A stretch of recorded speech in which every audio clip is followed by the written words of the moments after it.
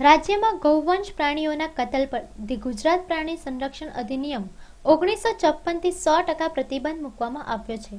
રાજ્યમાં જુદી જુદી જગ્યાએથી ગૌમાંસ પકડાવાના કિસ્સાઓ સતત મળી રહ્યા છે.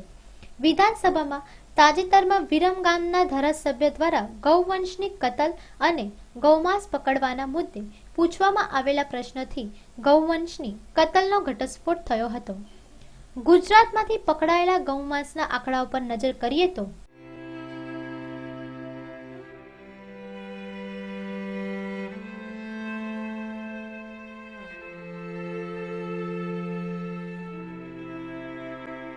સૌરાષ્ટ્ર કચ્છમાં ગૌમાંસની મોટા પાયે હેરાફેરી થઈ રહી છે.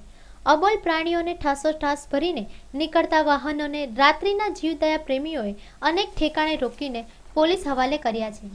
પરંતુ સરકારની ઢીલી નીતિના કારણે છાના ખૂણે ગેરકાયદેસર અનેક કતલખાના ધમધમી રહ્યા છે.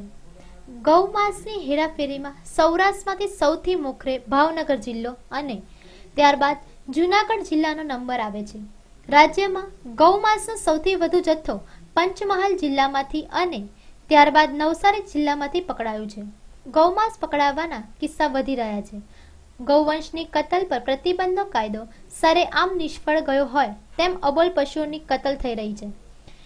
હિન્દુ ધર્મમાં જેને માતાનું સ્થાન આપવામાં આવ્યું છે તેવી ગૌ માતાની આડેધડ કતલે આમને રોકવામાં તંત્ર કેમ નિષ્ફળ સાબિત થઈ રહ્યું છે તે વિચાર માંગી લે તેવી બાબત છે. Bureau report, news online, Ahmedabad.